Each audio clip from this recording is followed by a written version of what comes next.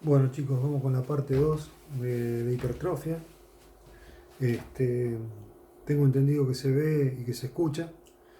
Ahora voy a darle algunos detalles para que ustedes puedan terminar de leer un PowerPoint que es muy bueno, que está sacado de un mexicano, que es Jorge Fernández Cuevas, que es muy bueno el vago, le va a gustar. También tiene muchos videos en YouTube y pueden seguirlos, como me dijeron hoy. Este, lo más importante de esto, que recuerden que nosotros usamos esta cualidad como herramienta, sobre todo cuando tengamos que recibirnos y hacer nuestros primeros contactos con el trabajo. Recuerden cuáles son, siempre se los digo, cuáles son siempre los laburos que conseguimos y que nosotros nos vamos a ver profundamente asociados al trabajo de la hipertrofia, que es la parte estética, eh, ya sea para bajar de peso como para aumentar de masa muscular, reducir, tonificar, etc. No hay otra cualidad para entrenar a nivel estético que sirva más que la hipertrofia. ¿Qué pasa con la hipertrofia? Que bueno, tiene distintos tipos de principios y de teorías. Es decir, distintos tipos de mecanismos por los cuales existe la hipertrofia, y también tiene distintos tipos de adaptaciones. Yo ahora les voy a explicar lo más importante.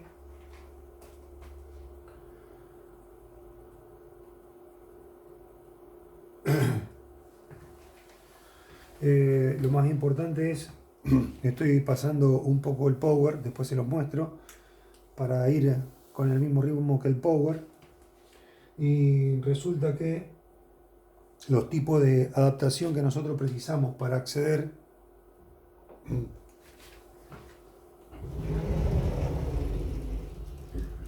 los tipos de adaptaciones que precisamos para acceder a esto son las siguientes.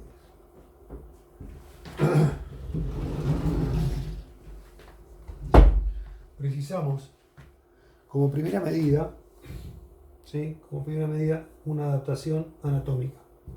Y esto lo digo siempre porque nosotros no podemos poner de movida al atleta a hacer cargas al 60%, y vos precisás que vaya trepando desde ejercicios de baja complejidad que vayan al 30%, es decir, que la persona pueda hacer hasta 20, 30 repeticiones. 30% recuerden siempre de una repetición máxima, ¿sí? Esto lo estuvimos viendo. Y digo, bueno, logrando una buena adaptación que te puede llevar 6 semanas, 8 semanas, según el atleta, según el estado físico del atleta, o del paciente, o del cliente. Entonces acá vos tenés que realizar una adaptación. Ahora, la primera adaptación es anatómica, significa que esto va a trabajar sobre los huesos, va a trabajar por los cartílagos, los ligamentos, los tendones. Entonces fíjate que está apuntando ese tipo de sobrecarga, 30%, paulatino, progresivo, de lo más simple a lo más complejo, a nivel anatómico: huesos, cartílago, ligamento y tendón. Pero luego de esa adaptación, precisamos también una adaptación, atención con esto, del sistema nervioso. Y esta adaptación del sistema nervioso nos va a dar una falsa sensación de que el paciente ha ganado fuerza. Y no es que ganó fuerza de reclutamiento, de fuerza máxima, sino que lo que hizo fue ganar reclutamiento nervioso, ¿sí? Entonces, cuando hablamos de esto, es que se entrena el sistema nervioso, recluta mayor cantidad de fibras contráctiles, o sea, mayor músculo. La otra adaptación, ¿sí? La adaptación se llama neuromuscular.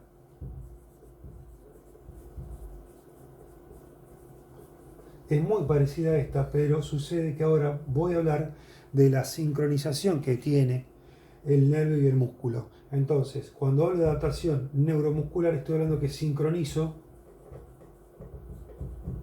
¿sí? Sincronizo lo que denominamos relación intermuscular o extramuscular. Por ejemplo, sincronizo con Z, neuro intermuscular, dentro del músculo intramuscular, entre dos músculos distintos. Por ejemplo, relación de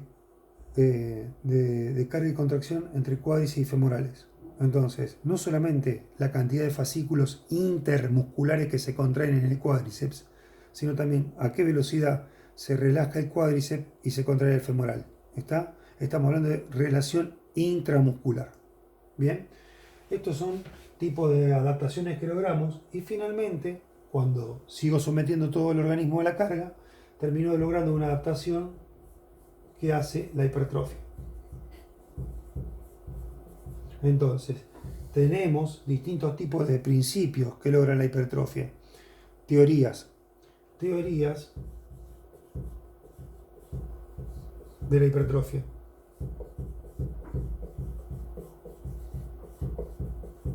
¿Sí?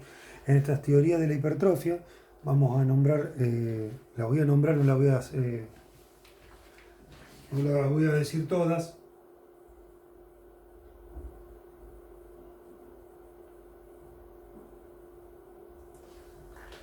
Tenemos la primera teoría, siguiendo el orden de licenciado, es doctor, perdón, de Cuevas, de Jorge Fernando Cuevas. Tenemos el primero la teoría del estrés mecánico. La segunda teoría es la de conversión de fibras. ¿Sí? Conversión de fibras. La tercera teoría, la teoría hormonal. Luego tenemos la teoría del estrés, otra vez estrés, pero esta vez en cambio de ser mecánico, es estrés metabólico. Después tenemos otro principio, otra teoría. Estas son las teorías que hablan de por qué ocurre la hipertrofia. Estrés mecánico, conversión de fibras, hormonal, estrés metabólico, ¿sí? Y después tenemos teoría de la fatiga o del cansancio de ATP, teoría de la disminución del ATP, del adenosintrifosfato. Bien, y luego, por última, tenemos la teoría del daño muscular.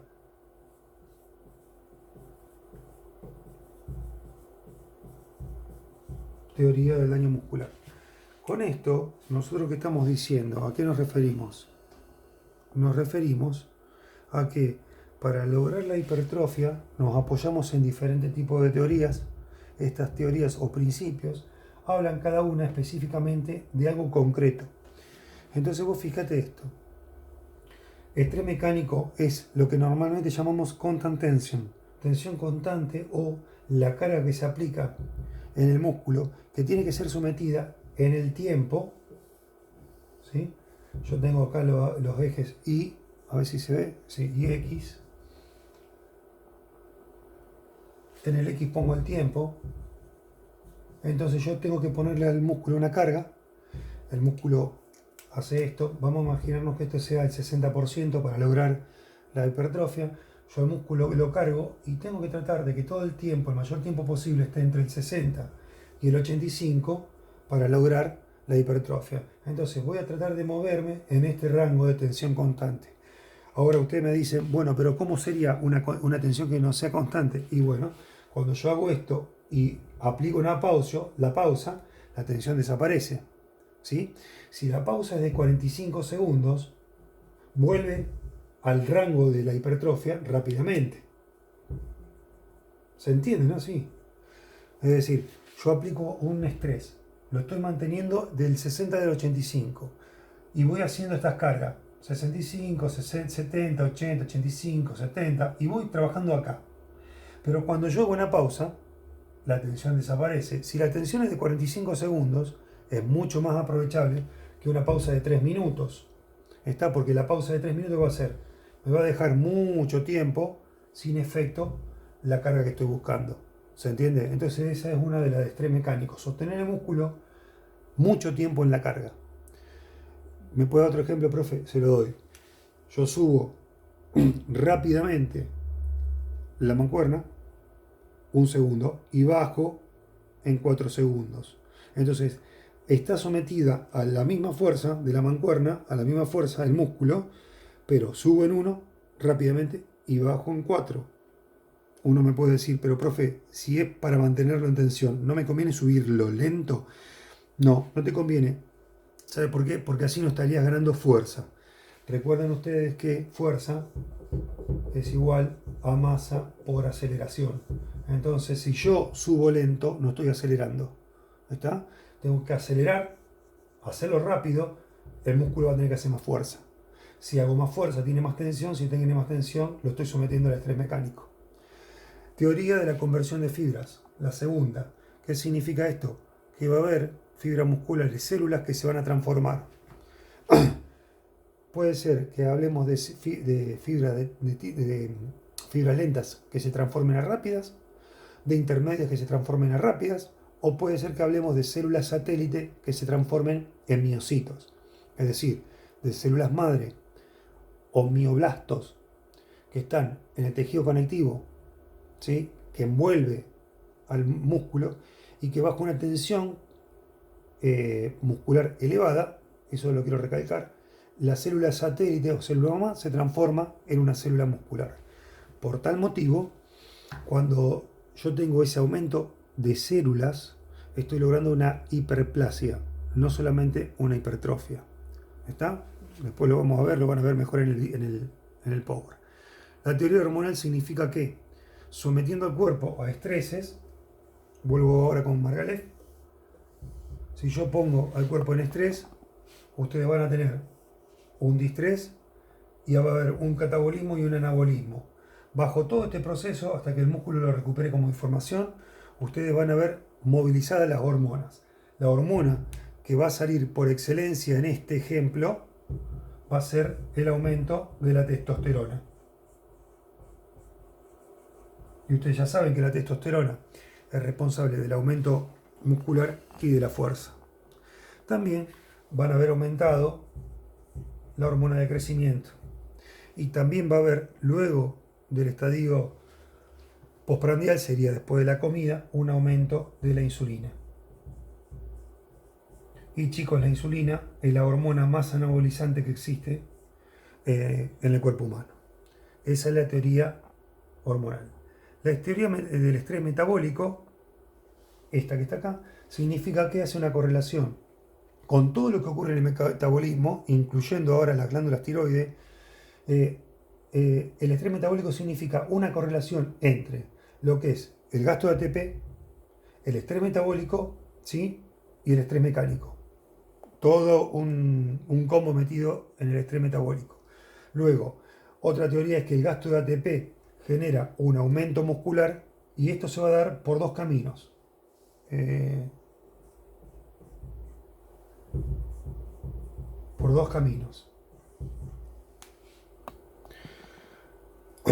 Cuando hablemos de estrés muscular, de deficiencia del ATP y de estrés metabólico, los últimos dos, a mí me gustaría comentarles que existen dos tipos de vías dentro de la célula a nivel de citoplasmático y enzimático. Esto sería intracelular, que se llama vía emetor o vía del adenosín monofosfato quinasa. Estas dos vías están íntimamente relacionadas con el anabolismo y el catabolismo. Con el emetor, anabolismo. Y la M, el adenosín monofosfato quinasa, el catabolismo. Y entonces, cuando yo lo pongo bajo estrés al cuerpo, disparo la vía del catabolismo, pero luego, cuando cesa el estrés, la parte anabólica ocurre por emetor.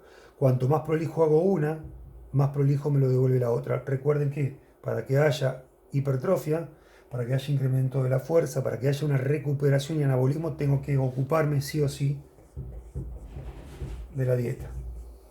Bien, repasemos de qué estoy hablando, chicos. De hipertrofia. La hipertrofia tiene distintos tipos de adaptaciones, ¿sí?, para poder llevarla a cabo, distintos tipos de adaptaciones. Las adaptaciones, adaptación anatómica, adaptación del sistema nervioso, adaptación neuromuscular, adaptación a la hipertrofia. Luego tenemos teorías que sustentan por qué ocurre la hipertrofia. Y la hipertrofia ocurre por estrés mecánico, conversión de fibras, la parte hormonal, estrés metabólico, disminución del ATP. La disminución del ATP nos lleva a tener en cuenta vías celulares. Las vías celulares por excelencia es la mTOR y la adenosín monofosfato quinasa. Son vías moleculares dentro de la célula que producen catabolismo o anabolismo. Y por último nos queda la teoría del daño muscular. ¿Qué significa? Que rompo fibra, ya lo hablamos, y que el cuerpo va a reconocer esa energía disipada como información y va a modificar la estructura.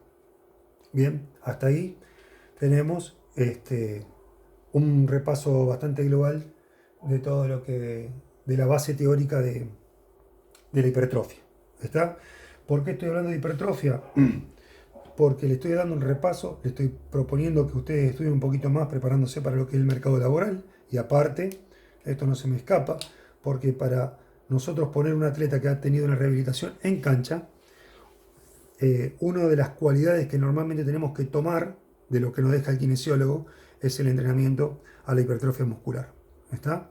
Les mando el video, les mando el link con el PowerPoint y les subo esto. La primera clase y la segunda se la subo al virtual. Un abrazo, espero comentarios si tienen. Si quieren que mejore algo me avisan. Y bueno, cuídense. Abrazo grande.